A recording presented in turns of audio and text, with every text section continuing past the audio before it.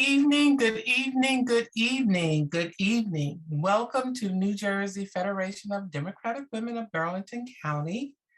Welcome to our 2022 Black History webinar.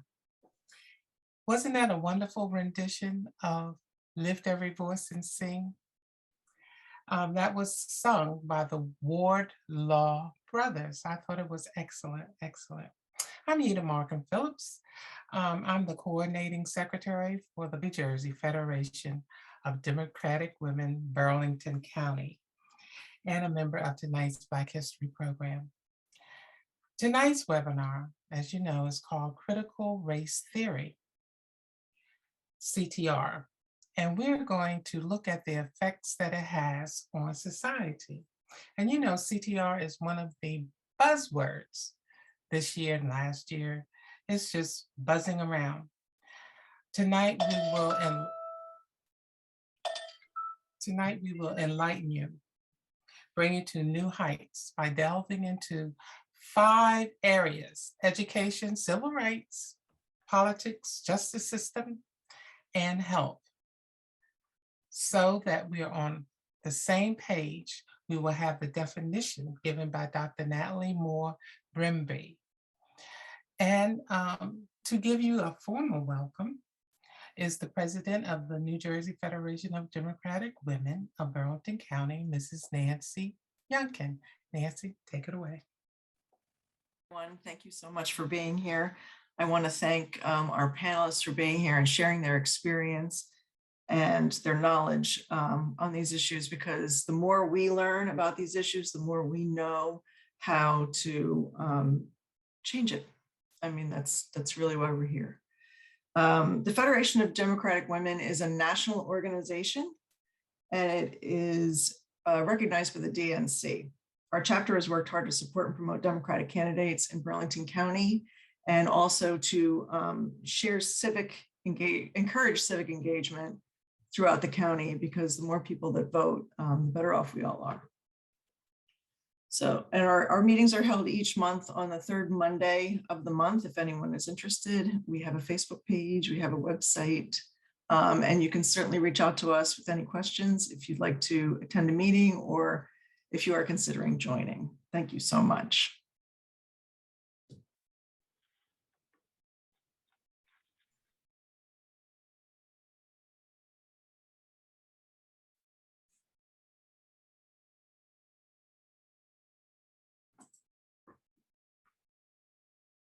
And then we'll go into an overview by Nikki of Purdue.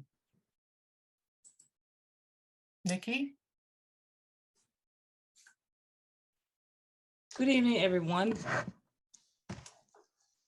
If you would just bear with me, I just got another link to get back in. I was in as a participant. All right, good evening, everyone. We're gathered here tonight to hear from our local experts why it is important we understand critical race theory, or CRT for short.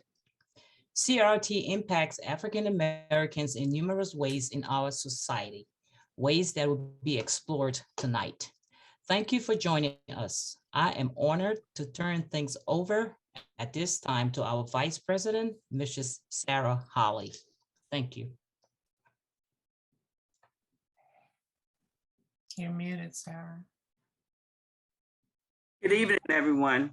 Good evening. As Vice President of the Burlington County chapter of the Federation of Democratic Women, please allow me to introduce our 2 moderators for tonight's presentation of the effects of critical race theory. Dr. Tiffany Worthy is a comeback veteran with a diverse background that spans over 20 years across various industries. The common thread in all that she does is her commitment to helping people and organizations reach their fullest potential and her passion for learning. Dr. Worthy has served as a United States Army officer and on executive leadership teams at the George Washington University, MC Dean, Day and Zimmerman, and as an adjunct professor at Drexel University. She owns Worthy Solutions, LLC, and provides thoughtful solutions to business challenges in the Philly and DC metro areas. She leads a nonprofit organization, All Things Are Possible, affectionately called ATAP, founded by her and her husband, Dr. Carlos Worthy, in Willingboro, New Jersey. Dr. Worthy is a Willingboro councilwoman and has just completed serving 2 years as mayor of Willingboro. She holds a Bachelor of Science degree from the United States Military Academy and a Master of Arts in Human Resource Management from Webster University, and a doctorate in education in human and organizational learning from the George Washington University. Our second moderator is Ms. Malika C. Morris. Ms. Morris is a Deputy Director of the Burlington County Department of Human Services. She obtained her Bachelor of English and Spanish degrees from Hampton University, as well as a Master's of Public Administration with specializations in International Public Service and Community Development from Rutgers University. In addition, she has achieved a certification in diversity and inclusion from Cornell University. As a result of her outstanding leadership and contributions, Ms. Morris was invited to a roundtable discussion with United States Department of Housing and Urban Development Secretary Marsha Fudge, and Congressman Andy Kim to discuss how President Biden's Build Back Better agenda could support local communities' revitalization effort. Ms. Morris co-founded 2 nonprofit organizations that focus on sustainable development strategies and support of youth in underserved communities. Most recently, Ms. Morris has been named one of South Jersey's 30 under 35 top young African-American leaders. And now I turn the floor over to Ms. Morris and Dr. Worthy. Take it away, ladies. Good evening. Thank you, Mrs. Holly. Good evening, everyone. Yes, so Ms. Morris and I are delighted to be here, and I'll start with one of the bios that I have the distinction of reading this evening to present to everyone. I'll start with Dr. Stephanie James Harris. Dr. Harris received dual degrees from the University of Maryland, College Park in English with a specialization in African-American literature and African-American studies. Upon graduation, she earned both her master's and doctorate of philosophy from Temple University in Philadelphia, Pennsylvania, in the Department of Africology and African-American Studies. Dr. Harris has worked in various institutions for over 25 years, cross-pollinating public education and infusing African-American historical content and culture in various contexts to include schools, museums, historical societies, cultural institutions, and the government. Dr. Harris is a firm believer in the power of the contextualization of history for students, and that artistic, historical, and cultural artifacts are exceptional teaching tools.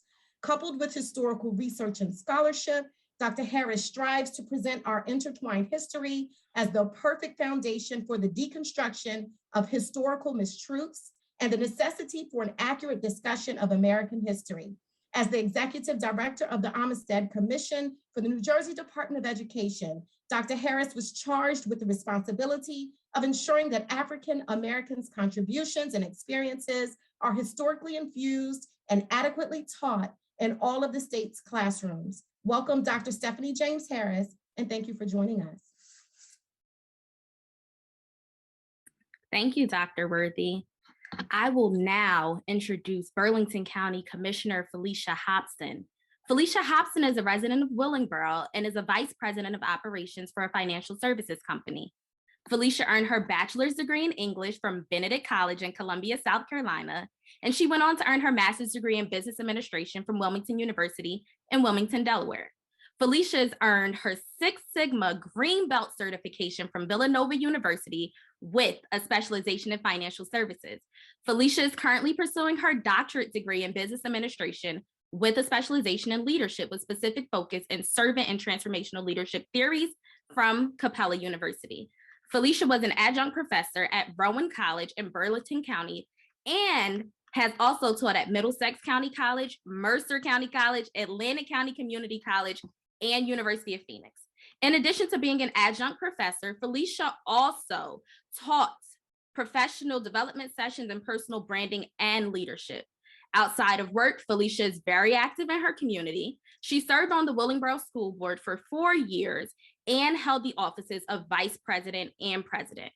During Felicia's tenure on the school board, there was a 28% increase in students participating in PARCC testing, an increase in academic achievement in English and mathematics, and 5 consecutive years of increased graduation rate from Willingboro High School.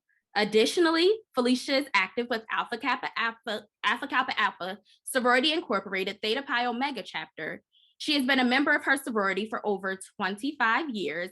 She joined Theta Pi Omega chapter in 2013 and has served on several committees. As county commissioner, she serves as liaison to administration, human services, and economic development. Please join me in welcoming and thanking Commissioner Hobson for joining us. Thank you, Ms. Morris, and welcome, future Dr. Felicia Hobson. Yes, and now I would like to introduce Reverend Julia Cheney Moss.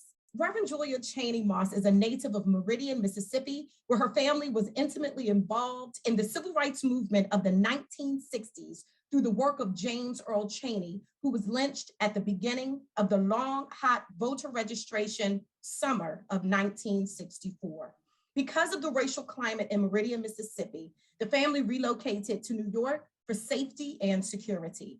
In New York, Ms. Cheney Moss worked at the New York University and completed coursework for several years before beginning her life's work, ministry in human services. In 1992, Ms. Cheney Moss was ordained an interfaith minister of spiritual healing and dedicated 40 years to a human services career, serving in numerous positions at the New York Founding until her retirement in June 2012.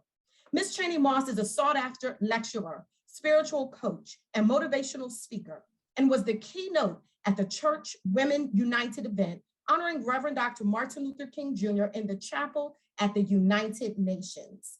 Family is paramount to Ms. Cheney Moss, who raised 4 daughters, 2 biological and 2 gift daughters from New York City's foster care system, who offer a source of inspiration along with her grandchildren, relatives, and friends. Welcome, Reverend Julia Cheney Moss.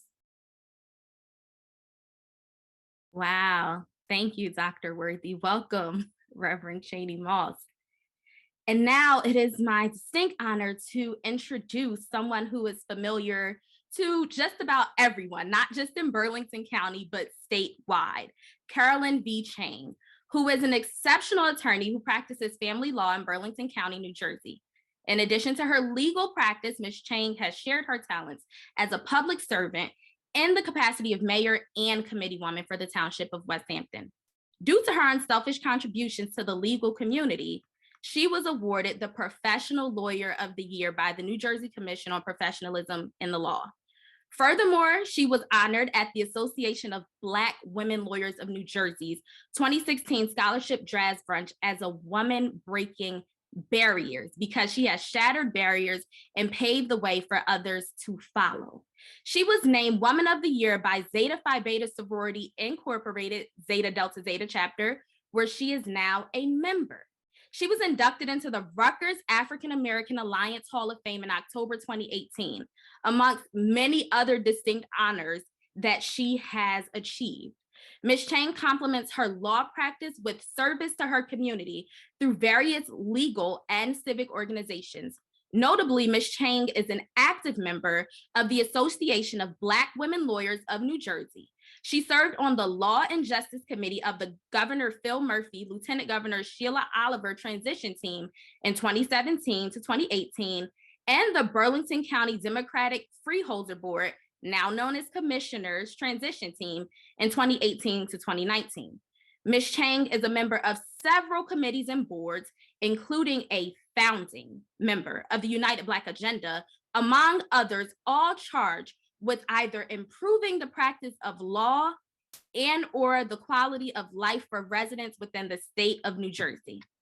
Hope you guys know you're in for a treat. Ms. Chang is excited but cautiously approaching her new role as co-chair of the New Jersey State Bar Association's Commission on Racial Equity in the Law. Carolyn was appointed by Governor Phil Murphy in May 2021 to the advisory board of the Office of the Corrections Ombudsperson. This busy barrister attributes her work ethic and drive to the values instilled in her during her childhood in Jamaica, West Indies.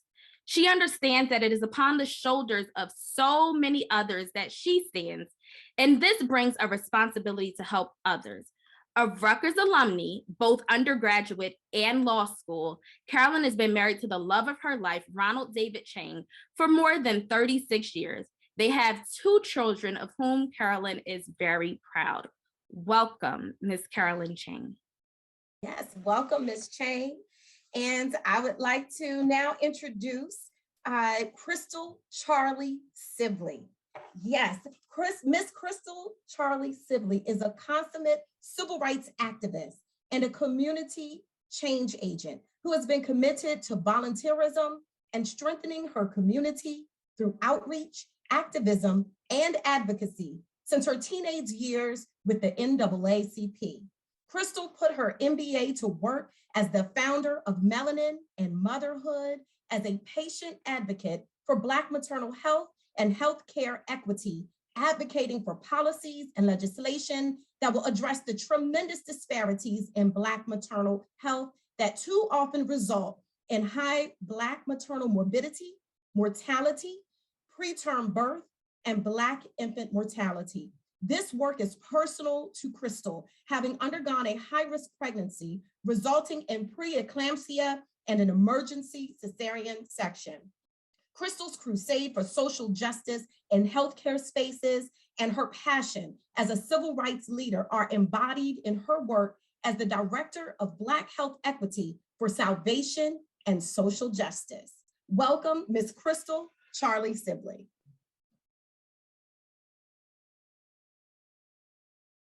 Welcome, Ms. Crystal Charlie Sibley. And now it is my pleasure to introduce Dr. Natalie Bembry, who will also be giving us the definition of CRT. Dr. Natalie Bembry is an assistant professor of teaching and director of student affairs at Rutgers, the State University of New Jersey School of Social Work, and CEO, founder of Neve Counseling and Consulting, LLC, as well as a licensed clinical social worker.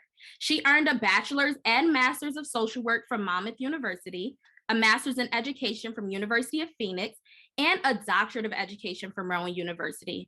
Her scholarly and dissemination work is focused on cultural humility, microaggressions, racial trauma and healing, critical race theory, and other related diversity, equity, and inclusion issues. She is a very active presenter in local, state, and national venues and provides training and technical assistance to various organizations, including hospitals, university divisions and departments, nonprofit organizations, and others. In her spare and not so spare time, you can find her spending time with family, playing games with her daughters, and immersing herself in NBA games. I will add that Dr. Natalie Bembry is an active member of Delta Sigma Theta Sorority Incorporated. Without any further ado, thank you, Dr. Bembry, for joining us, and I give the floor to you. Thank you, and good evening to you all. It is a pleasure to join you here and share the stage with my esteemed colleagues that are here. I know that my time is limited, so I will monitor my time effectively. But I wanted to my task was to define critical race theory. And so when I looked at critical race theory and really taking on what it looks like, what it means, and what it is not, I wanted to start first with what critical race theory is not. It is not a divisive concept. It is not racism or sex stereotyping. It's not racial scapegoating. It is not a noun. And we've heard over and over that critical race theory tends to demonize white Americans by holding them historically responsible for the mistakes and actions of their ancestors. Specifically, it has been mentioned that K-12 children should not be indoctrinated with information that states race is the reason for the inequalities of minoritized Americans or populations. Well, we could argue that race coupled with structural and/or institutional racism certainly contributes to the inequalities that negatively impact minoritized populations. But if we really looked deep into critical race theory to understand it, it's an academic perspective, right? It's something that came out in the 70s. It's really it's a law framework, it's a legal framework, and it does not specifically hold one person historically responsible. In essence, what critical race theory does is it is a legal framework that speaks to the fact that systemic racism has been and continues to be woven into the fabric of American society.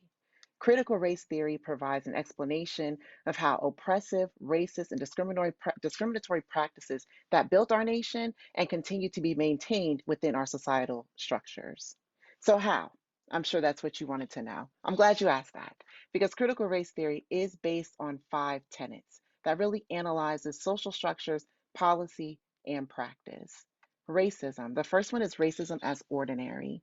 Racism is so ingrained in our American society that it's become almost unrecognizable, making it difficult for others to attempt to eradicate it because we see it as a part of what we are and what we do. Number 2, it's a critique of liberalism. And what we're talking about is liberalism touts the idea of colorblindness. Unfortunately, colorblindness is one of the most blatant forms of discrimination, and it only furthers the notions of neutrality. And so colorblindness, when we say we're all the same, we all have the same opportunities, we are failing to consider the persistence and the permanence of racism and the impact that it has on minoritized populations in our society. CRT says ignoring race fails to eliminate the occurrence and the persistence of racism and its racist acts. Number 3, it's about whiteness as ultimate property. Our society is based on property rights. CRT purports that property can be transferred by rewarding minoritized populations for conformity to norms, and usually to white norms, or it may sanction those cultural practices that violate those norms. Number 4, we look at interest convergence, and that's the power, and those in power really have little incentive to eradicate racism. And when we think about civil rights gains, they were only achieved when they did not disrupt the normal way of life for most Americans. So it was easy to achieve certain civil rights gains when it didn't really mess up what I was working on. And I'm going to say I because I'm speaking for nation. And number 5 is about the unique voice of color. And so when we talk about this, it's about hearing the voice of those who have experienced racism and oppression. And when I'm saying hearing, I'm hearing what they're saying and I'm not listening just to formulate a response. So it's really about hearing what a person has to say. And so instead of challenging divisive, oppressive, racist, and discriminatory practices, as a nation, we have determined that any mention of racial inequality leads to divisiveness and guilt. But today, we want to reframe that narrative. What we want to do today is better understand how CRT informs our work as professionals, as well as our life as societal members. Earlier, I mentioned to you that CRT is not a noun, it is a verb, and it's about taking action. And so today is a step for us to take action and to change the way we think and view CRT so that we can better our nation. So I'll return the floor back to you, Ms. Morris, with giving thanks for the time that you allowed. Wow. Thank you, Dr. Moore Bembry, for everything that you shared. I feel challenged already to disrupt a pattern. I don't want to go too far into it, but I do thank you for sharing that it is a verb and employing us to do something about it in all of the facets of our life. Dr. Worthy? Yes. So that brings us to a question that I think one of our panelists will be able to help us to inform. This question is for Dr. Stephanie James Harris. So Dr. James Harris, we know your area of expertise is education, and I am delighted that you are able to join us this evening. So first, thank you so much and welcome again. Thank you for having me. Absolutely. The question for you is, in the United States, most Americans have been born into homogenous communities, a majority white, majority African American, majority Hispanic, etc. As we are shaped by our experiences in our community, research shows that we absorb and we internalize its beliefs, those stereotypes and practices. And while many educators claim they are unbiased, we know that it is nearly impossible to be completely neutral. So with that context, how does the critical race theory lend itself as an insightful framework for educational leadership to better equip, inform, and educate the diverse needs and realities in the 21st century and guide the work of the Amistad Commission? So it's a loaded question, but one I think I completely appreciate, I guess, in the landscape of where we are right now and seeing all of the dog whistle politics that are going into the conversation across the nation on critical race theory, most especially as we see it being embattled in school districts and school boards and being utilized as a catchphrase that is really talking about the reality of teaching history, which I think is actually a very interesting framework that we are moving into that has been utilized quite unfairly to even the theoretical framework, and also I think as is spreading a fear-mongering among school boards and among the teaching profession that is really not applicable. I think in understanding, and I thank you very much for the definition of critical race theory, Dr. Bembry, because I think that for too many people, they really don't even understand the concept of what it is. They do not understand it as a theoretical framework for analysis that was utilized through, especially in law schools. And so as we see it applicable to education, we understand the first, I'm always extremely grateful to be in the state of New Jersey, because the question that's asked to me so often is whether or not critical race theories and these embattlements that are happening in school districts will begin to commence here.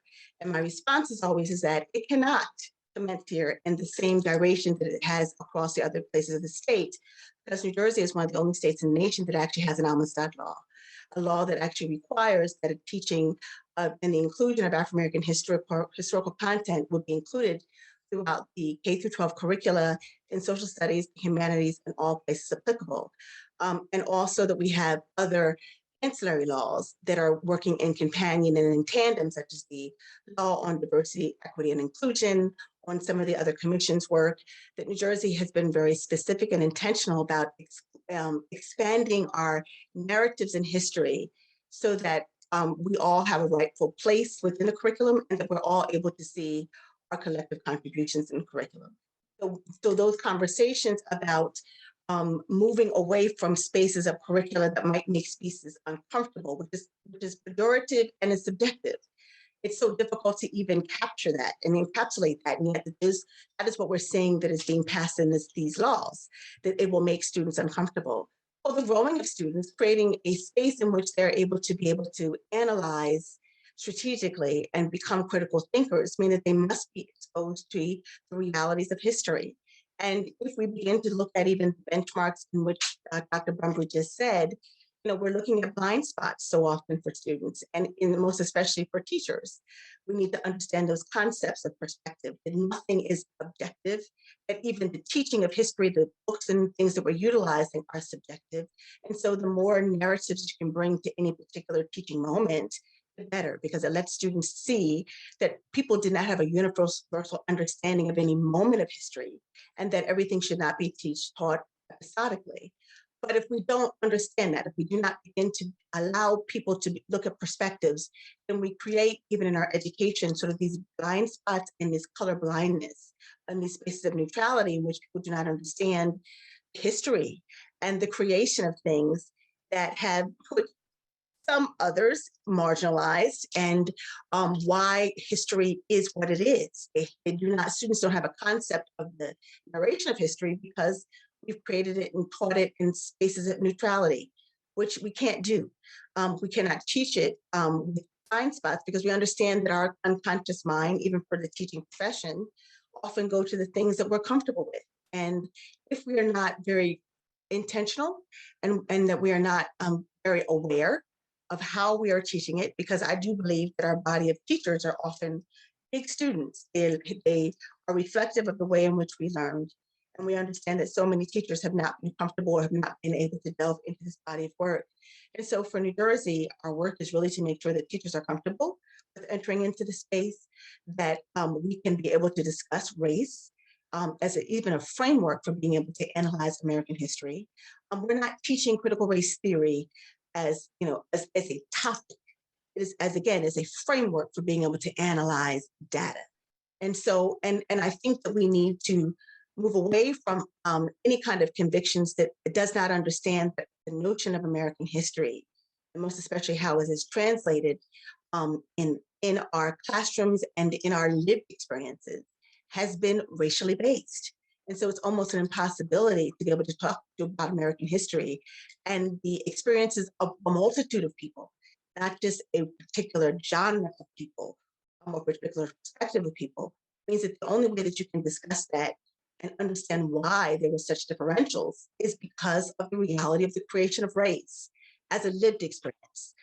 Not to blame or to have anybody feel the effects of saying that we're saying that it is their fault, but we need to understand the notion of it, because it has been a framework, and most especially in our American, even embedded into our foundational documents, that has framed the way in which people have been able to live, has framed the battles that people have fought, has framed the realities of how people have had to overcome and have had to, be able to experience the American saga.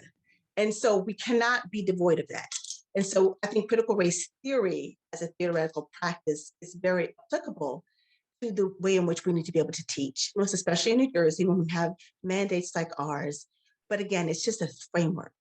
It is not something that we're teaching. It is not a noun. And it is not something that we're teaching kids to be indoctrinated.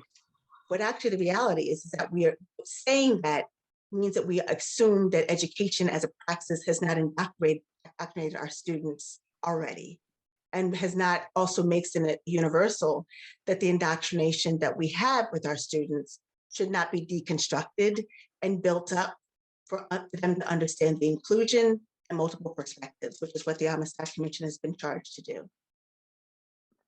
Thank you so much for that insightful response and for so much for us to really consider and to think about. I really appreciate how you talked about it's not to blame any particular race or group, but to understand race and how it's framed and how it informs our thinking and our realities. I think that's very insightful, and we appreciate your contributions tonight and the work you continue to do on the Amistad Commission. Mm-hmm.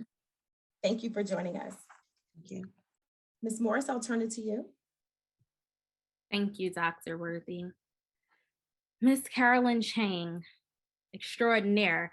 Critical race theory is a practice of interrogating the role of race and racism in society, and doing so in the context of the justice system is an important part of the conversation.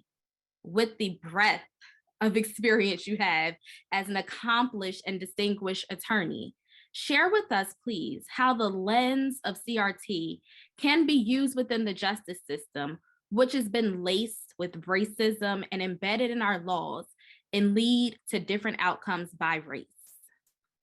First of all, thank you for having me tonight. Thank you, Ms. Sarah Holly and the Federation of Democratic Women, Burlington County, for your warm invitation to speak tonight.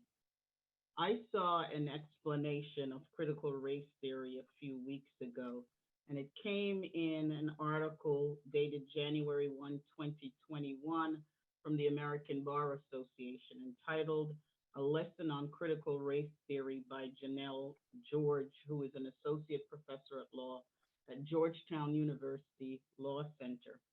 And it says, critical race theory analyzes how the social construction of race and institutionalized racism perpetuates a racial caste system that demotes people of color to the bottom tiers. CRT also recognizes that race intersects with other identities, including sexuality, gender identity, and others. Most importantly to me, Critical race theory recognizes that racism is not a bygone relic of the past. Instead, it acknowledges that the legacy of slavery, segregation, and the imposition of second-class citizenship on Black Americans and other people of color continues to permeate the social fabric of this nation. So it is through the lens of critical race theory that I view the questions surrounding civil rights and social justice in the law. We all know that there are significant racial disparities for Black people in this country due to historic and systemic racism and marginalization. I will focus this evening on the racial disparities for Black folks in New Jersey's injustice system. It is not a justice system. I'm a lawyer telling you it's injustice. One, I'll share with you statistics from the New Jersey Institute of Social Justice, which shows that racism is not a relic of the past. New Jersey's prison system has the highest Black and white racial disparity in the nation. Black adults are 12 times more likely than white adults to be incarcerated. People who are incarcerated are 10 times more likely to be homeless than the general population and suffer from significant medical conditions, addiction, and trauma. Black folks in New Jersey are 3 times more likely to face police use of force than white people. Black youth in New Jersey are over 30 times more likely to be detained or committed than white youth. And according to a new fact sheet released by the Sentencing Project, this gives New Jersey the highest Black-white youth incarceration disparity rate in the nation, even though Black and white kids commit most offenses at similar rates.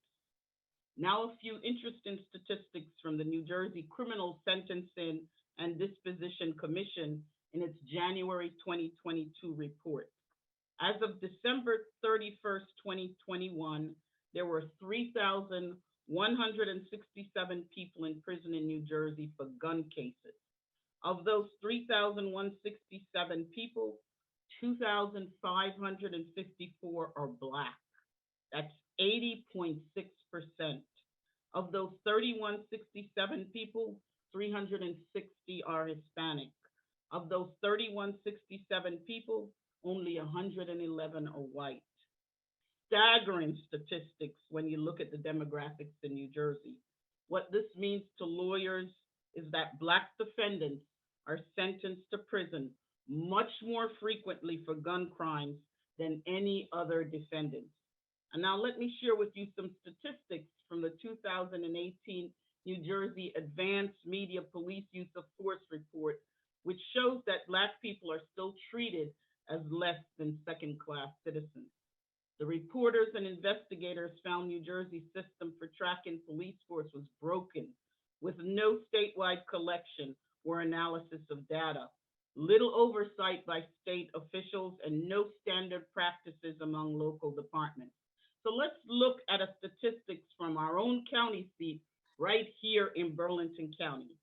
Based on population, a Black person in Mount Holly is 408% more likely to have force used on them by police than a white person.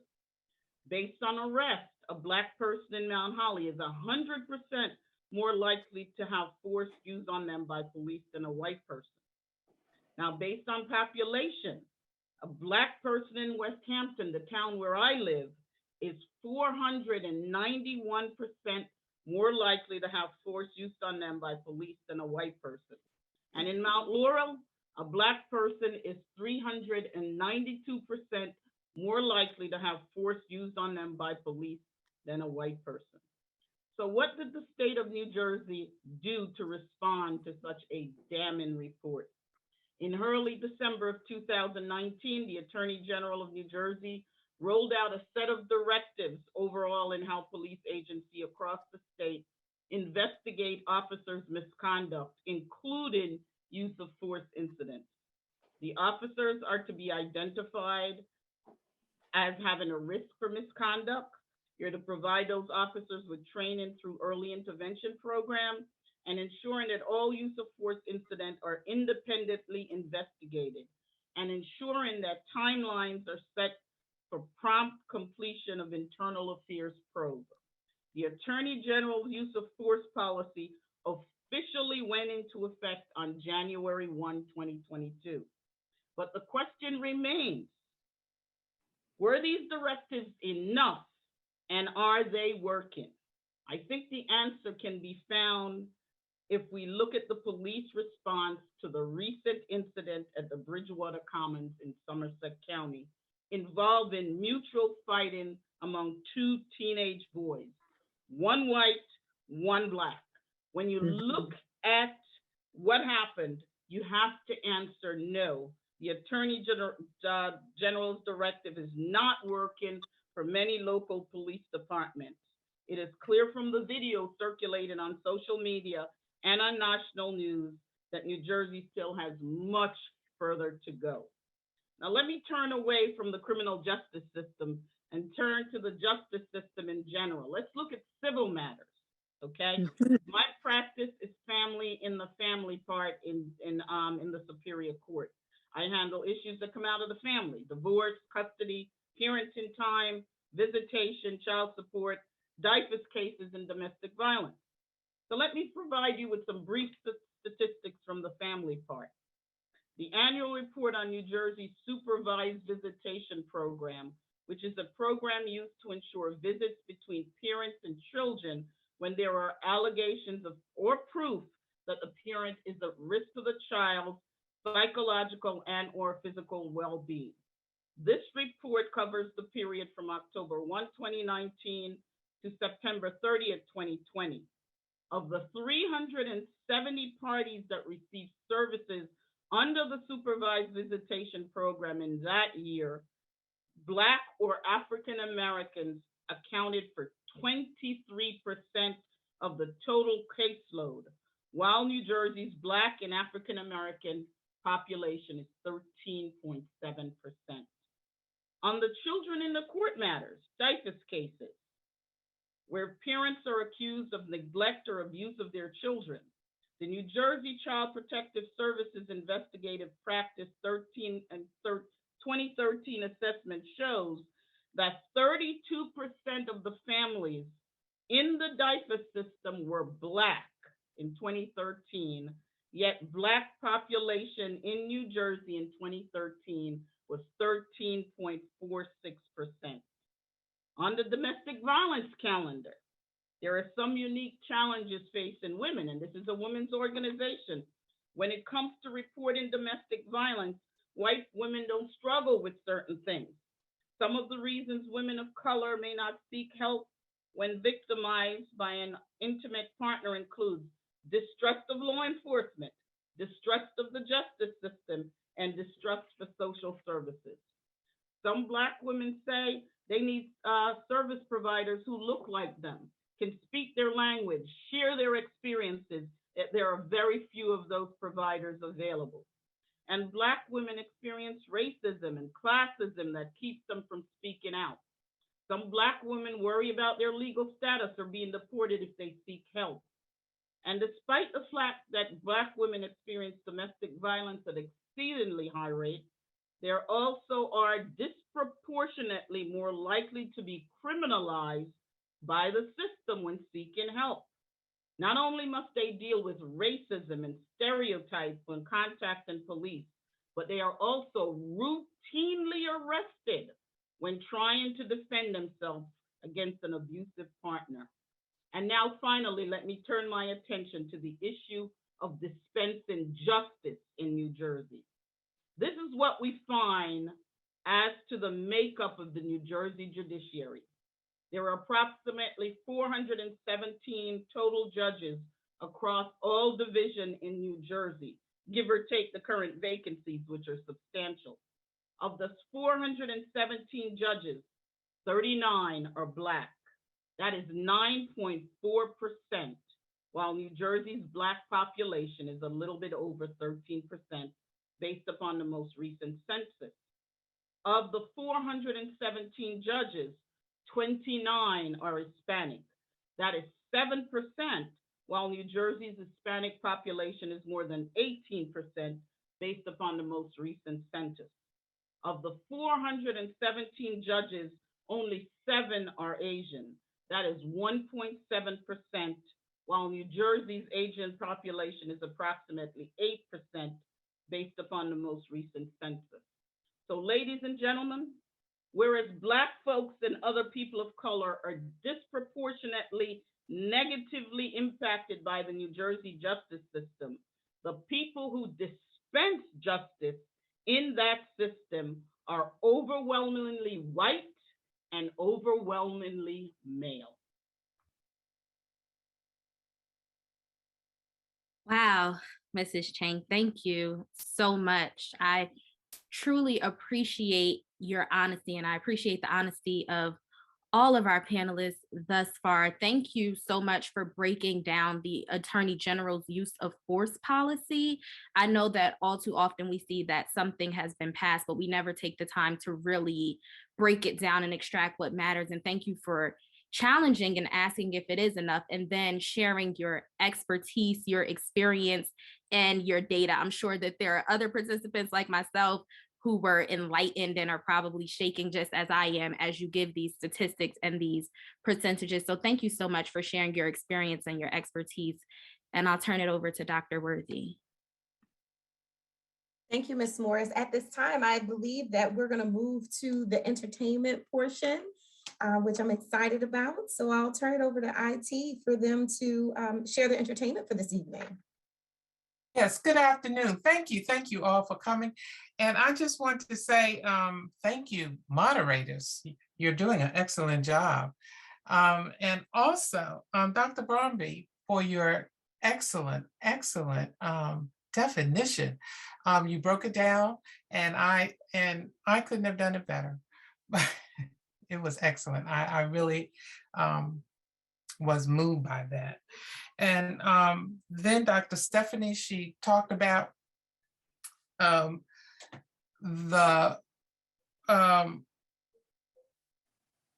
work between Olmsted and how CRT is affecting her work with the Olmsted Commission. And so that was enlightening as well. And then Dr. Carolyn Chang comes in as Malika was expressed how well she broke things down, all that data, and she did it in such a way that it was very enlightful, very enlightful. And next, we're going to have a dynamic youth dance group from FIA. Dr. Amy Dean is the CEO and founder of FIA, Faith in Action. She has graciously shared with us tonight an expressive, creative, and meaningful dance piece. I'm entitling it Black History in Motion. It begins with Wade in the Water, and it ends with a poem by Maya Angelou. This group is from one of FIA's dynamic programs, the Performing Arts Outreach Program. Watch and enjoy.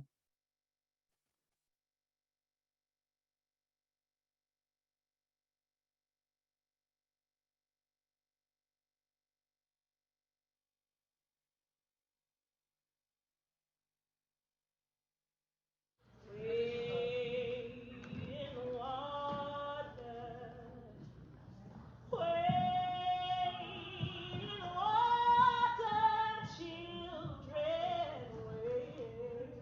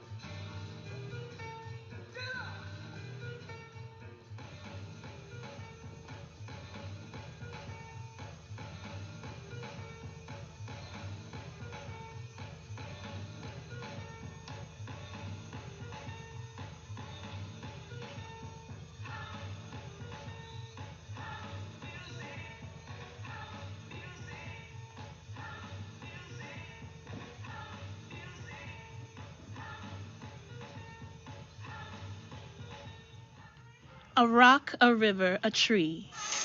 But today, the rock cries out to us, clearly, forcefully, come.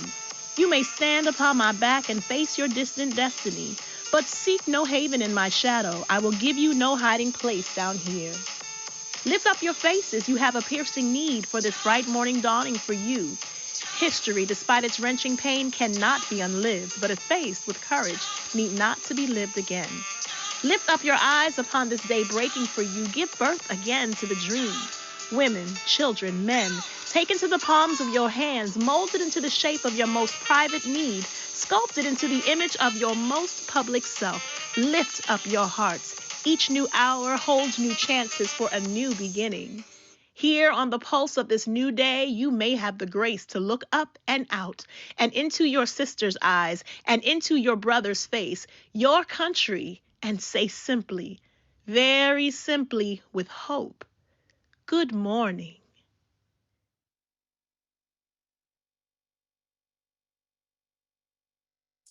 Thank you. Awesome. What a phenomenal presentation of artistry and talent by Dr. Amy Dean and Faith in Action, Willingboro's own. So I'm excited to see our young people doing that thing. Right before the pandemic, they had done Black Panther, the musical, and I'm excited about when things open up more to see what they will have in store for us. So thank you, Faith in Action, under the leadership of Dr. Amy Dean. I now have the privilege to have a discussion with Reverend Julia Cheney Moss.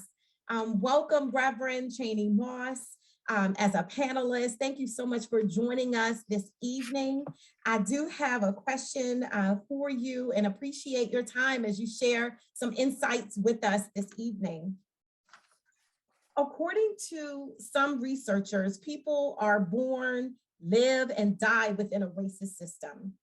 Further, more than a century ago, scholars such as Frederick Douglass, Ida B. Wells Barnett, W.E.B. Du Bois, and many others uncovered the workings of the deep structures of the United States racist history and began to reframe systemic racism.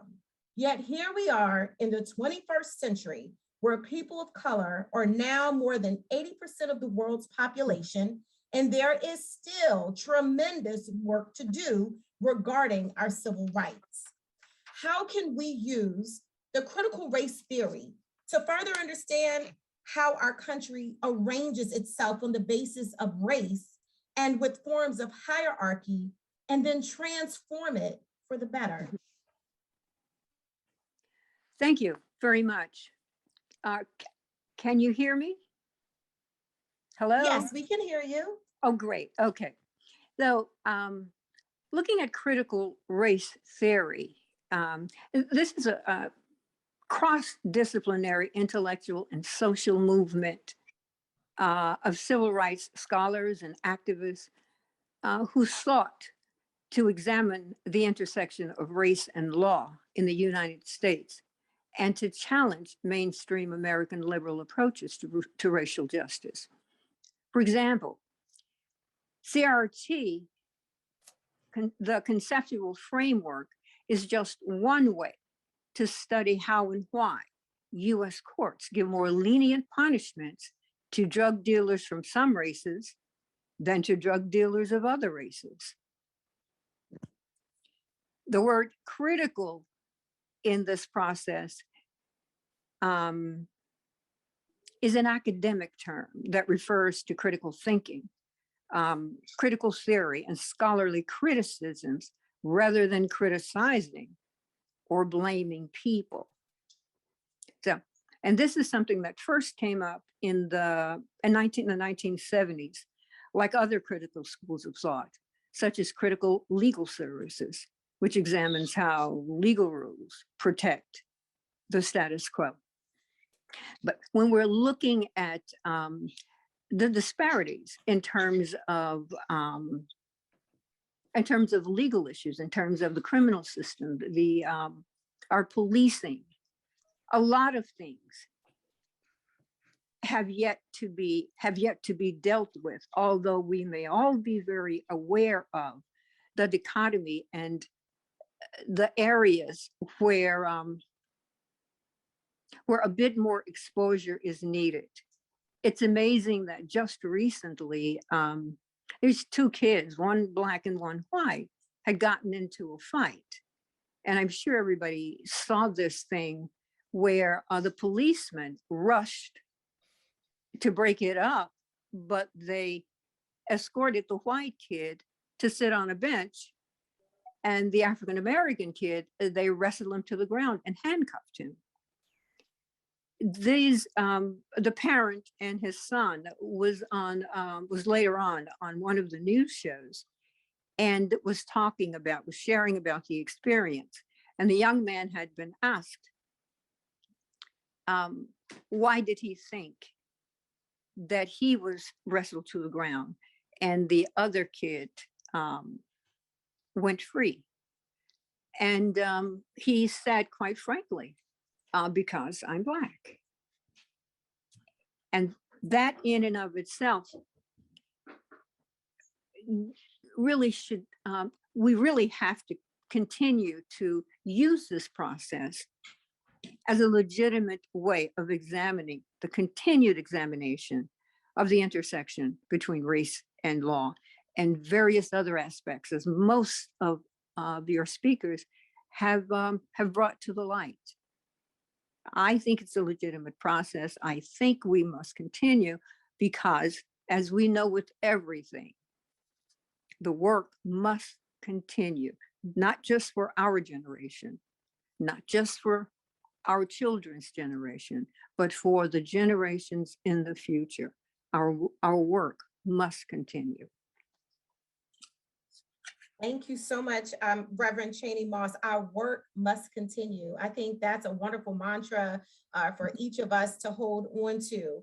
And based on what you've shared, your insights and what we heard from our panelists, we know that because I'm Black is a real reason. It's a real thing. It's not just a statement, but we've heard the data, we've heard the statistics. Yes.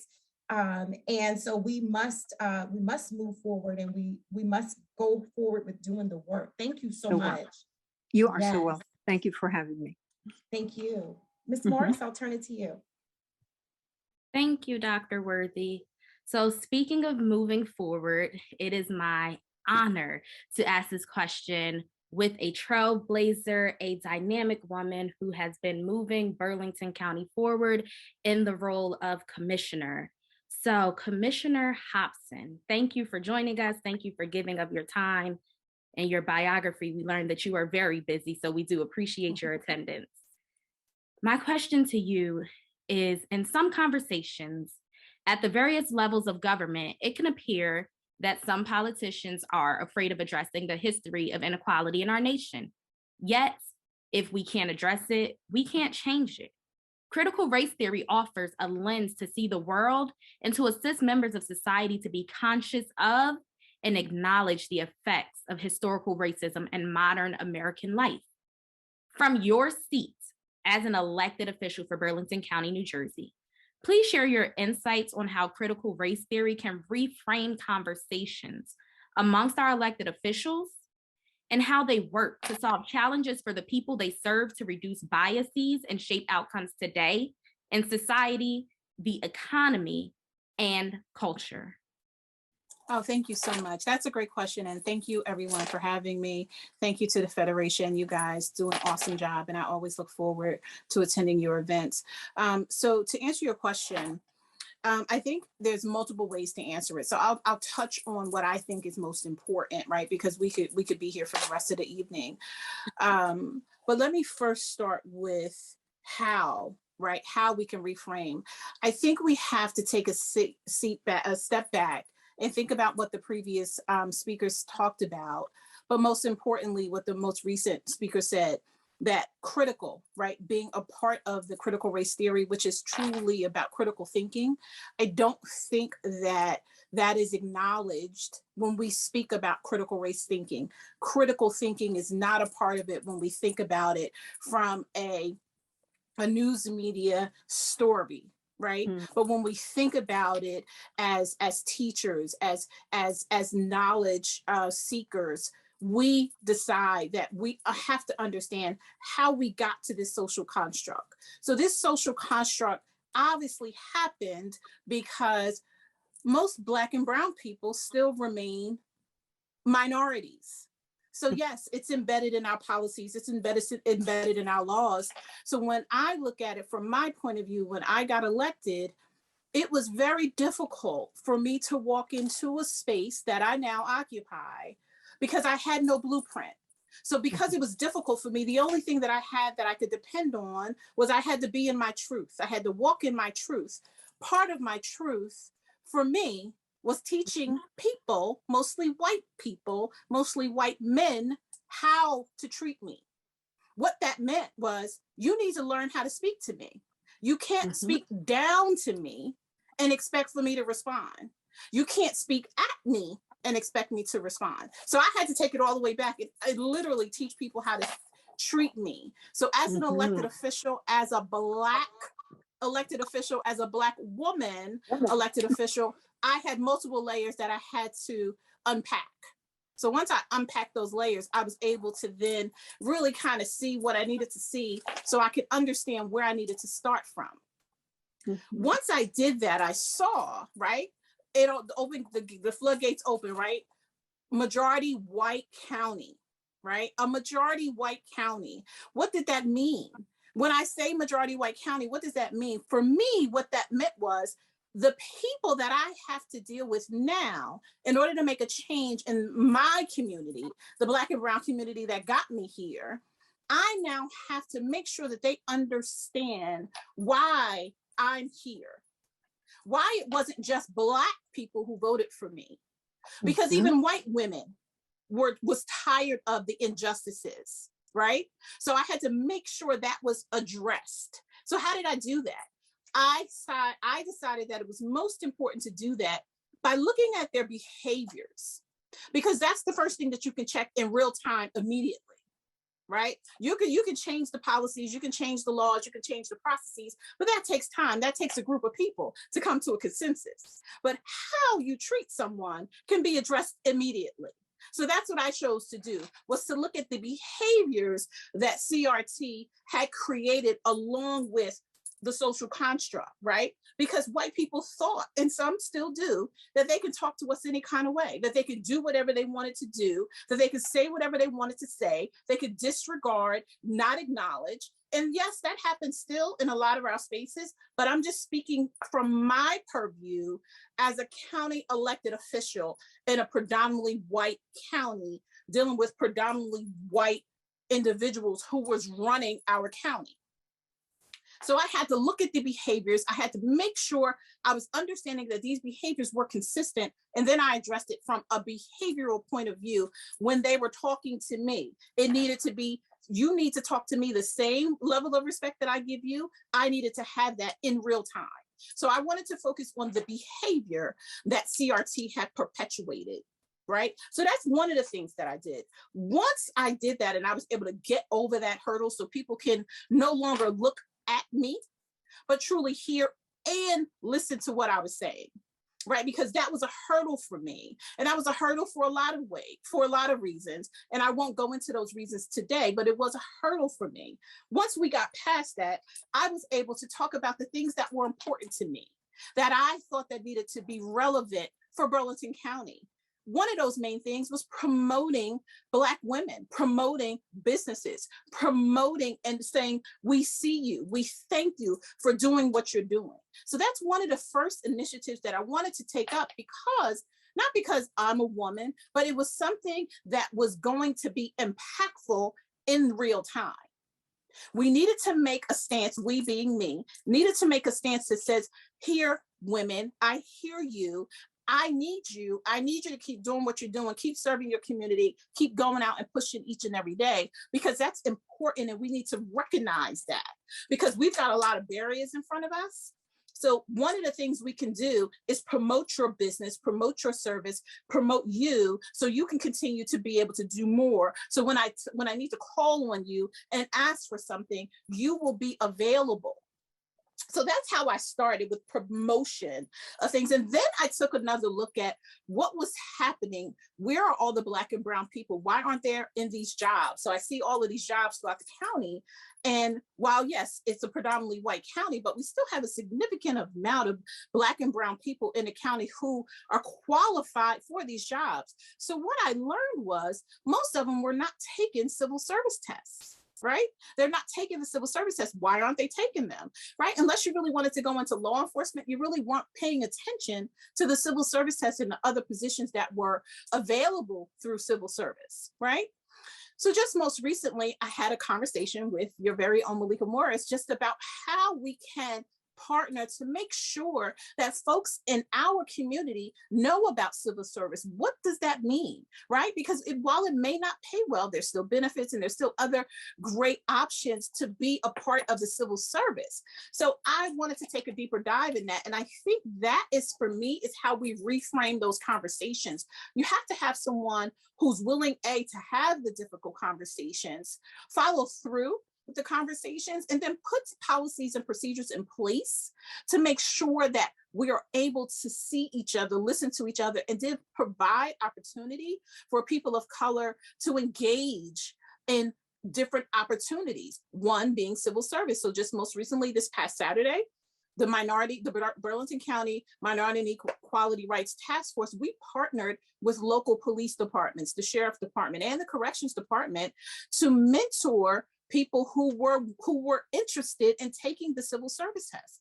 Something like that is how we reframe the conversation with other local electeds and say, this is important. We've got to pull people in and tell them how to prepare for a test if you've never known. And just because you don't know how to prepare for a test doesn't mean you're uneducated or you're unlearned. It just means that you may not have understood this facet of this particular thing that we're talking about. So I thought that was very important for us to do. So how do we do it? We do it with having the right people elected. And I'm not going to make it into a political speech, but we do it by having the right people elected, the ones who stand in their truth and own their truth, and the ones who are the same when they're sitting on the dais, and the ones who are the same when you see them in the grocery store or at a local event. Those are the ones we want in these elected seats. Because when we go to them, they will respond. And whether it's the answer you want to hear or not, you know that you've engaged that elected official. Now you're holding them accountable. So that is how we start. We start by saying, let me make sure I've got the right person in this seat. And then I'm going to see what she or he is thinking about doing for our community. And let me make sure it makes sense. As my son always tells me, make it make sense. And I keep that in the back of my mind, because if it doesn't make sense, I probably shouldn't move forward. So making sure we give information to our community residents about civil service tests, about other options that the county offers, that is what was on my agenda. I didn't have a lot. I didn't have a 12-page agenda when I first got sworn in. I only knew a few things. I knew I needed to be fair. I knew I needed to be consistent, and I knew I needed to get information to Black and brown communities. That I can honestly say, as I am now in my second term, has been consistent. So we need to start there. When we are going to reframe the conversation for other electeds, we've got to ask them, what is their vision for the communities that you're serving, and how will you now implement that vision? I believe I've been successful in that. And here's how I'm gonna tell you, I know I've been successful. I've surrounded myself with some amazing women, right? My mentor, Sarah Holly. Those are the people, Dr. Tiffany Worthy, Malika Morris, will hold me accountable and call me up and say, I don't understand. So when you have that connection, when you're an elected official, you hold them accountable in private and public settings. So there's multiple ways. So the best way is to make sure that that elected official is someone who you can connect to and who understands where you're coming from. So that's just a few ways that we can do it. So I thank you for these few minutes, and thank you so much for having me. Wow, Commissioner Hobson, thank you so much for sharing and talking about your relatability. I do know from experience from you contacting me because someone contacted you, whether it be on Facebook or via personal cell, that people do hold you accountable and that they always come to you. And I appreciate you and everyone for sharing how important truth is and having these uncomfortable conversations and pushing the envelope, because growth comes through uncomfortable conversations. And not just that, but you showed me that something that I was doing was right. So you talked about how one way to affect change in real time is addressing behaviors. What I usually call that, me being Malika, is I'm gonna check it at the door, but we're gonna call it addressing behaviors right away. So I do appreciate you for sharing that so eloquently. And now I'm going to turn it back over to Dr. Worthy. Thank you, Commissioner Hobson. Yes, thank you, Commissioner Hobson. Thank you, Ms. Morris. I wrote that down too, checking those behaviors in real time, address. So I said check it in real time. So thank you, Commissioner, for that. And I also appreciate how you went on to say that you're also working in parallel as you're checking those behaviors. You're also working in parallel on policy changes, and you're establishing programs that respond to critical gaps and unmet needs. So all that together, working together. Thank you so much for your insight. We certainly appreciate you and your continued service as an elected official in Burlington County. And last but not least, as we round out this discussion, I have the opportunity to talk with Ms. Crystal Charlie Sibley. Thank you so much for joining us this evening. We're going to talk to you a little bit about health. Oh, there you are. Hello. Glad you could join us this evening. So some research scholars maintain that racism directly contributes to rates of morbidity, mortality, and overall well-being that are directly related to race. Therefore, eliminating racism is essential to achieving health equity. Critical race theory offers a different lens that is responsive to the structural racism in health equity. Share with us the real-world implications of being attentive to equity rather than continuing along the path we have been on historically. Thank you so much, Dr. Worthy, and thank you again to the Federation for having me. What an honor to be among this esteemed panel of magic and Black girl magic and all this magic out here, and just among all these change makers. But let me get right down to it. When it comes down to critical race theory, I like to think about a phrase I always say: it's time to erase racism because we are in critical condition. And when we hear the term critical condition in healthcare spaces, we know things are really quite bleak. And critical race theory in healthcare spaces is very critical to the conversation around that. So when we're talking about mortality and morbidity and all things healthcare, critical race theory really lends a really important way to look at how we are receiving our healthcare from the very time we are born, and even going back further, and as a maternal health advocate, right, to when we're being carried to term, right? And so when we look at critical race theory, it is really important that we understand that we have to, it's absolutely imperative that we undo the racial constructs that we see in healthcare spaces, because there have been things going back. We can go way back to 1785. Thomas Jefferson talked about the differences in the pulmonary function of slaves versus whites. And then you go back, you go a century, jump forward a century to Samuel Cartwright. He was over at University of Pennsylvania Hospital in Philadelphia. He was a slave holder and a physician. He came up with a spirometer. Many of us have seen a spirometer. Many of us have used a spirometer. And he created a spirometer that you actually use differently. It's considered a race-adjusted spirometer. And that spirometer is because he doubled down on the theories that Thomas Jefferson was spewing back in 1785. And that is just one of many, many cases in where race-based medicine has permeated the healthcare system. And as a result, has definitely not only hurt Black and brown bodies, but certainly has killed us, right? And so over the years, that translates into what we find now is higher rates of comorbidities. Here in New Jersey, our Black maternal health rates are absolutely abysmal. Just 4 years ago, a Black woman was 4 times as likely to die during childbirth as her white counterparts. But here now, that number has increased to 7 times more likely, right? And so we're going in the very wrong direction. A Black baby is 3 times as more likely to die before his first birthday, right? And these things happen because when we're in healthcare spaces, we are unheard. And a lot of times we're unheard because medical training, right? And then it includes race-based medicine, right? And so that's where you have to start to dismantle those kinds of theories, and critical race theory makes you start to do that. Some things in some spaces you can't reform, you have to dismantle and abolish. And so critical race theory makes you look at those things, and it makes you break those things apart, take them all the way apart, make them rubbish, and you start anew with things that are actually factual, right? And things that are going to help everyone across the board.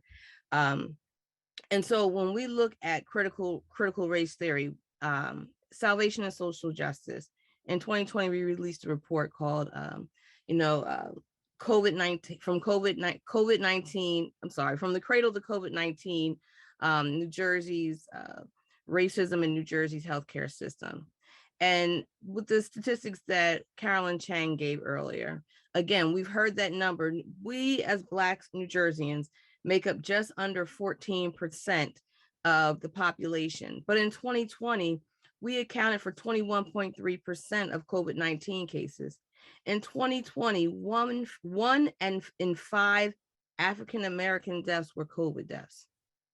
I'm pretty sure that everybody viewing tonight knows someone who has died from COVID. I, in fact, can tell you, I know a whole household who died, right? I know several people, several families who have been impacted by COVID.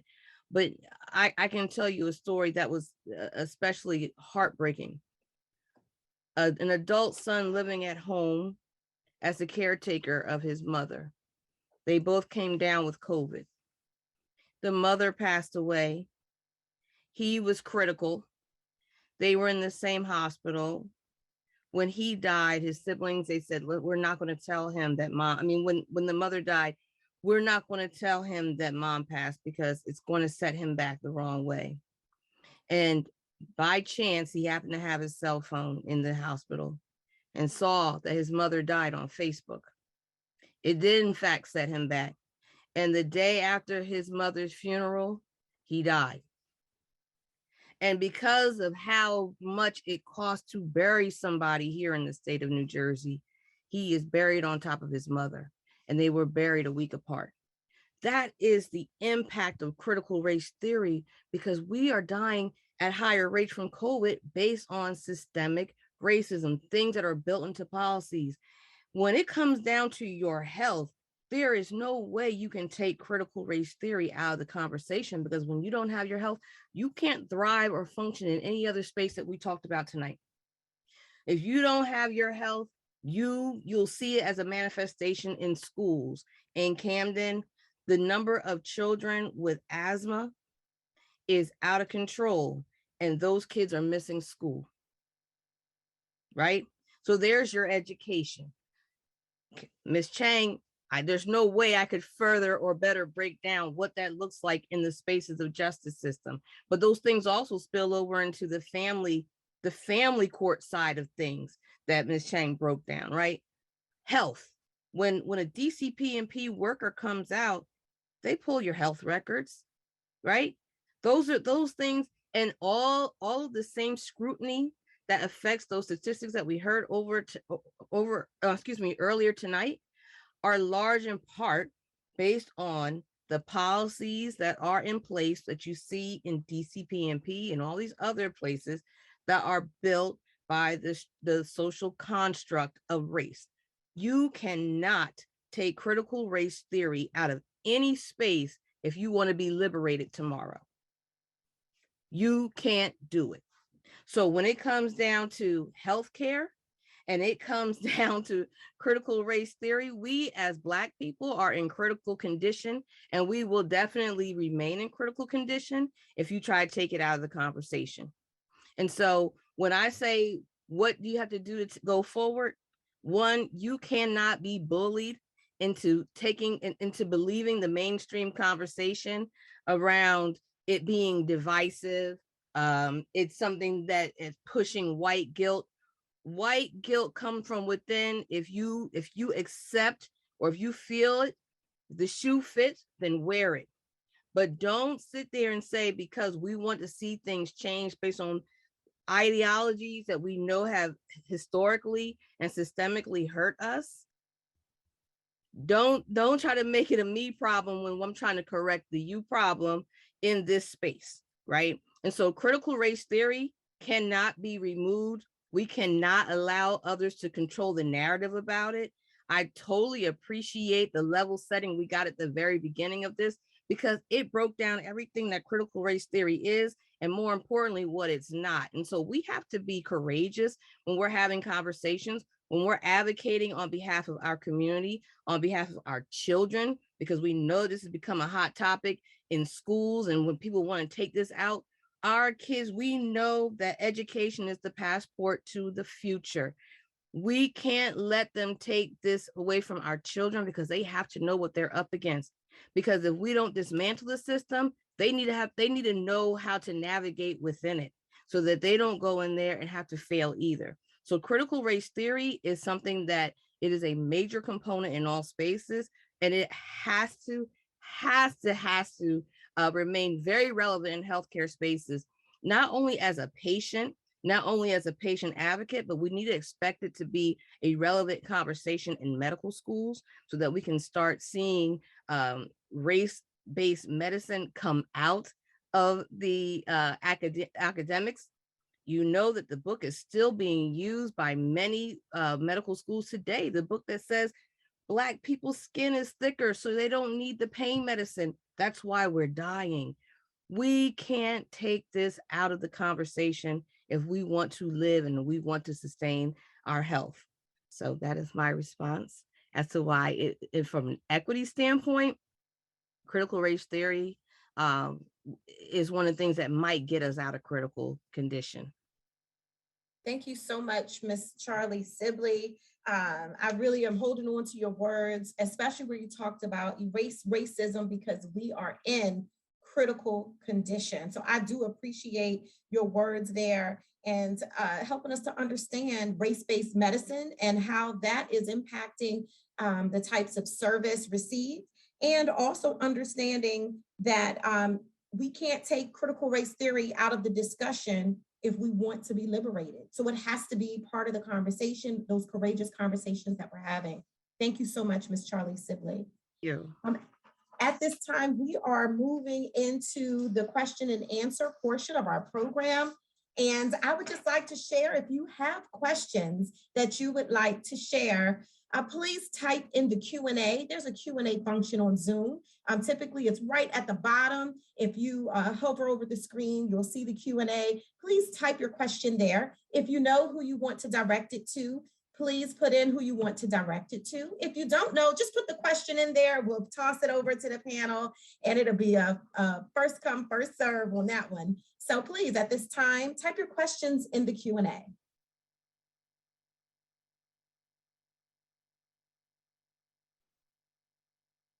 And as we wait for those to come in, I just want to share, I have been so inspired and encouraged along the way as we've had these discussions this evening, and hearing the comments and the statistics throughout.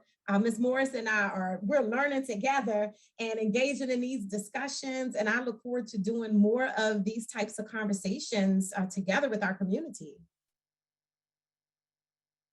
Thank you so much. While we're waiting and just giving people time to formulate questions, I did just want to share and read some of the feedback that we've received in our chat, because it has been very, very, very good. Stephanie said, being able to see the effects and affects in every arena, including our health that results in fights for environmental justice, is only understood through the lens of race, its effects, and how it has been applied and institutionalized in our lived experiences. And Michelle Wright did say, thank you, Sister Charlie, as always. Never knew that bogus theory about the density of our skin. So again, so many are appreciative of the truth and the honesty that all of our panelists are sharing this evening. So thank you again.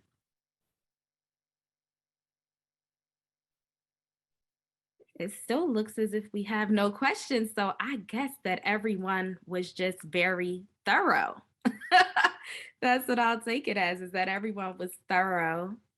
I'll give you all a couple more minutes to put something in the Q&A. And by all means, if you're having trouble finding it, please feel free to write in the chat. I'll be happy to guide you to it.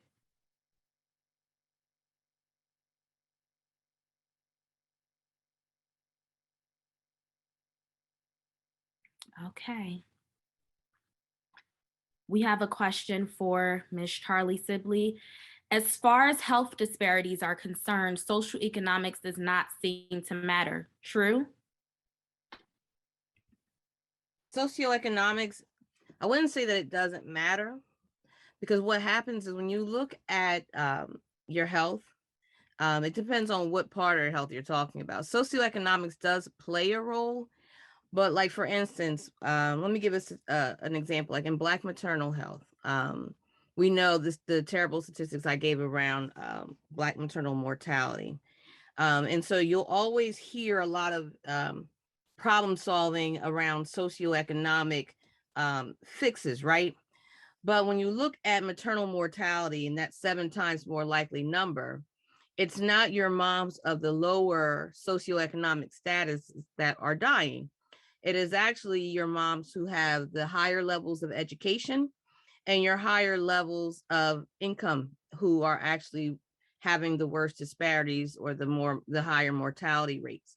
And that contributes, those numbers are large in part, the contributions to those numbers are large in part because of the weathering Black women experience, right? When you get into like your corporate setting or your professional work settings and the things that you're up against, when you start to balance those things out, the weathering contributes to some of the higher levels of stress you encounter.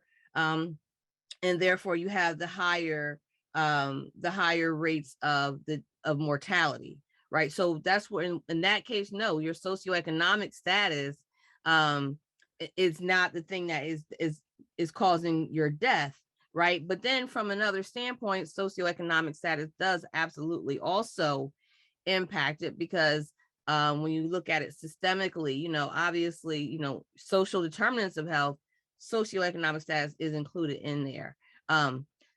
Well, you have to be really careful of, and I want everyone to think about this, and when you go into different places and you're talking about your health, and especially if your provider doesn't look like you, you'll start to hear things, well, Black people have higher rates of this, and Black people are this, and Black people are that.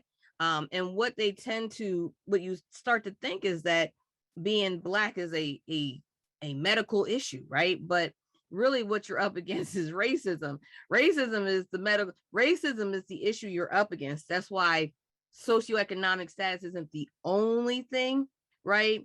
And so people would rather point to you as having the problem because you're Black than versus pointing at the racist policies in place that give you that literally create barriers to you because you're Black, not that being Black is the problem, right?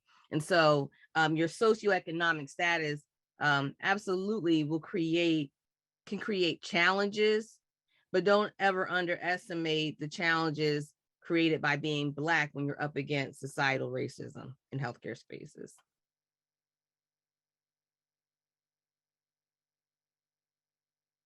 Thank you, Ms. Charlie Sibley. Thank you.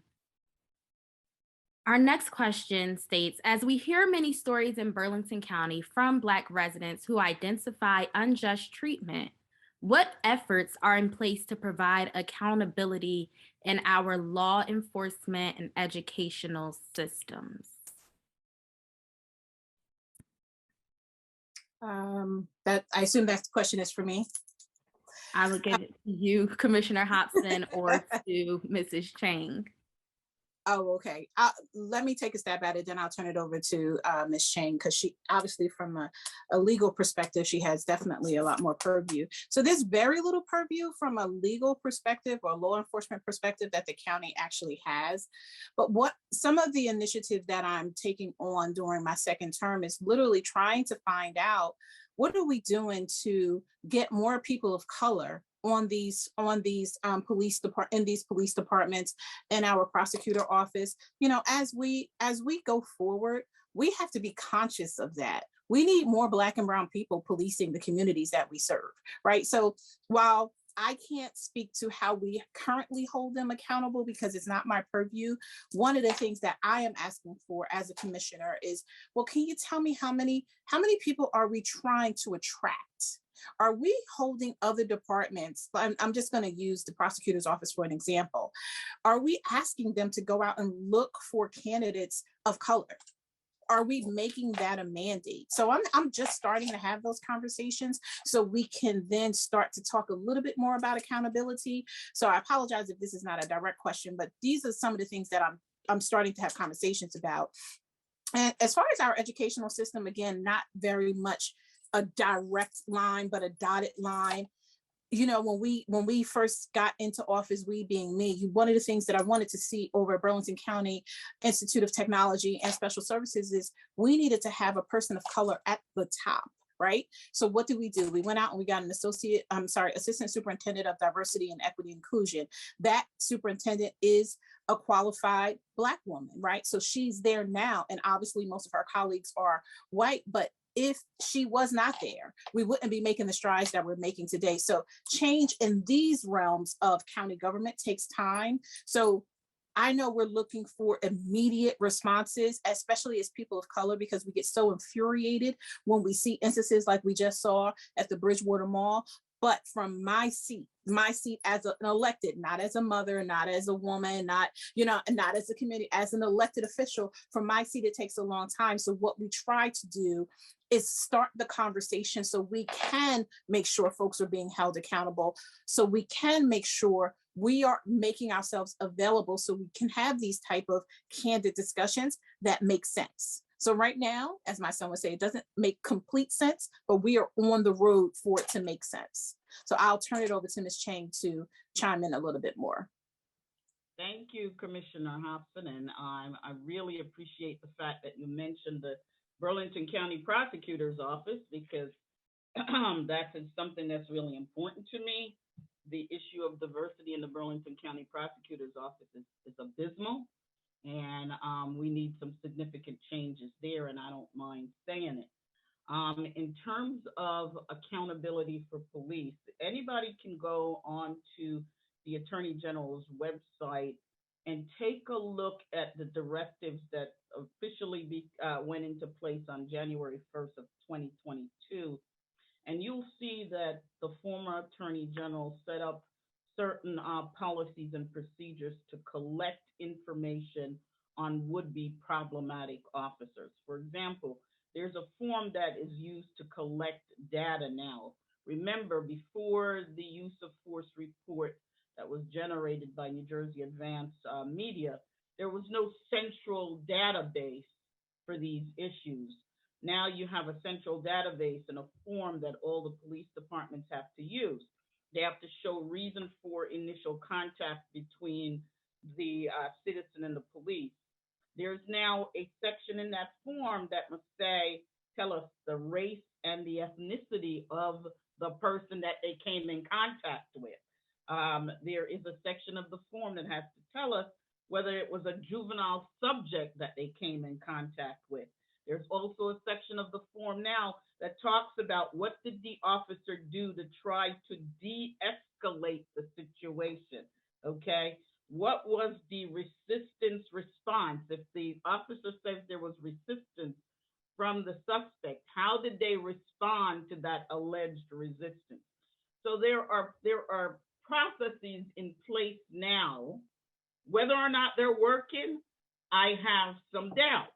And one of the problems is The local police departments don't seem to learn, and they're not gonna learn until there's enormous pressure placed upon them. Police have got to start losing their jobs. More importantly, they've got to start losing their pensions. It's when they lose their pensions that you will see changes in their behavior.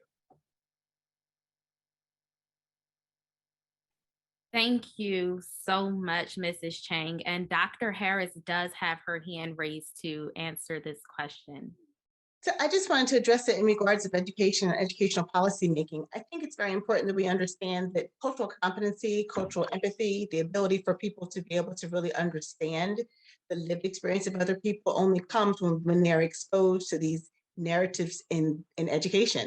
You know, all of these, you know, people that we're talking about will eventually be working in Burlington County if they remain in the area, were at one point students in Burlington County, which means I think that it's extremely critical that we begin to really look at the respective school district curricula and making sure that there are inclusions in the curricula that will build and continue to scaffold while they go through the entirety of the school district, cultural competencies, cultural empathies, and understandings, because it does shift the discourse in a way in which people are able to engage as adults. We are graduating out adults that have never had any kind of context for any of this history, these narratives. And so because of that, they've grown up in a bubble. And so only those that have been effectuated by these histories or understanding of that, you know, really are able to speak to it in a real way. And so you have too often people that are running into their adulthood still feigning ignorance of these experiences, because the reality of even, you know, why critical race becomes so important is that it gives us a lens to be able to lend ourselves to really look at these issues. You know, Eduardo Benelva Silva has a book called Racism Without Racist. And it really talks about the reality, and I think I put it in the chat, about the reality that these systems have been so firmly entrenched and institutionalized that they perpetuate itself without anybody even having to be at the helm of them anymore. And because of that, people create these blind spots. The only way that we're ever going to be able to effectuate that with their next generation is that we use education as a tool to really dismantle these ideals and forcing students to really be able to be critical, and from back to that whole conversation about critical thinkers and leaders. But that comes with educating them, for them to be able to understand the histories, the context, the lived experiences, and what they mean and how they've affected huge cohorts of their fellow students and their families. Thank you, Dr. Harris. And Mrs. Charlie Sibley has something that she would like to add before we conclude the responses on this question. Yes, thank you. So sorry. I just wanted to kind of support Ms. Chang and kind of throw on my NAACP hat as second VP. One of the things that we have been calling for is, you know, we put qualified immunity back on the table when it comes to this whole justice and accountability for law enforcement. And I think one thing that we have to remember here, as I'm sure all of us on here are taxpayers, right? And when there is police brutality and these police murders and these lawsuits come about, we are the ones, it's our tax dollars who pay these lawsuits, right? So when our brothers and sisters who are being shot, beat, and murdered in the street, not only are our families the ones paying for the funerals, then we are paying for the cover up of the law enforcement. We're the ones who pay their bill for doing it. And so we have to really start, that's why conversations like this mean so much, because this is what happens when you start taking critical race theory out, because that's a policy. That's something that we do. We take our tax dollars and we pay the lawsuits. And so when we start looking at accountability, we need to stop that from happening. We need to start holding these local municipalities accountable. So when those officers have that type of misconduct, not only do you lose your pension, but you pay for it. Let it affect how your children eat, how how your mortgage is getting paid when these lawsuits are coming out of your family's dollars, not ours. That's all. Thank you. So briefly for me, I'm required to carry malpractice insurance. Why aren't police officers required to carry malpractice insurance? If I do something wrong, my malpractice insurance picks up that problem.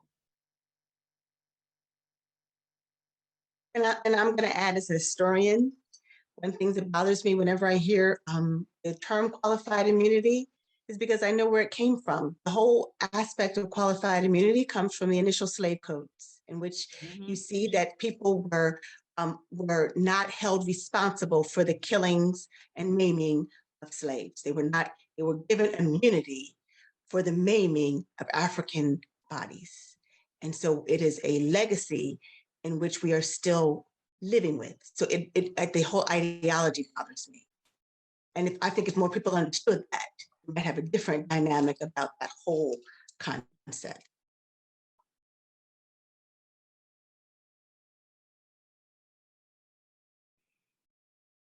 Thank you so much, so much for that meaningful conversation. It was a question that so many people were able to chime into and to offer their area of expertise. I did see something in the chat that was asking, how could we share this with the public sphere? And I wanted to let you know that this is being recorded to be shared. And if you look in the chat now, it says, please email us at info@njfdwburlco.org if you would like the link of this event and if you have any questions.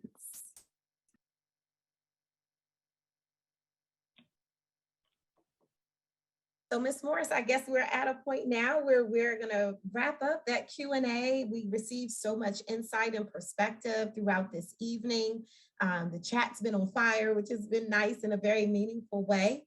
And at this time, I'll turn it over to Ms. Sarah Holly.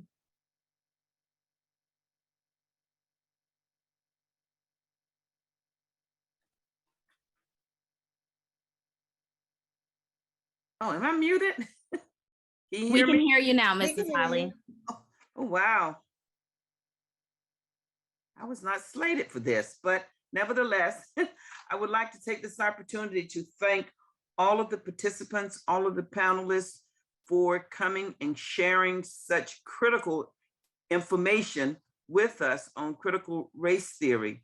And we do know that this is a topic that influences just about everything in society. Well, not just about everything in society. It encompasses everything. So I just want to take this opportunity again to thank all of you, all of the panelists for participating and coming and sharing and helping us celebrate our Black History program. Now I'm going to turn it back over to our president, Nancy Youngkins, for final say. Just can't thank you enough for all of this amazing information. I hope that we can move forward from here in some small or large way to make sure that the changes come that are necessary. Thank you all so much for being here. I want to thank Sarah Hala and Nita for putting this together. This is an amazing panel. I can't take any credit for it. And I really appreciate this. I think we could not do a better event for right now. It's amazing. So thank you all for being here. If anyone has any questions, you can email us at the email address info@njfdwburlco.org. We could not get a longer name for our organization. I can tell you that right now. But thank you for coming. Thanks for everyone that attended, because obviously these issues are important to you too. So hopefully we can move forward. Can I just make one other comment? So for those of you who are on, if you would like to come and join us, become a member of the Burlington County Federation of Democratic Women, please check our link and come and join us. Thank you.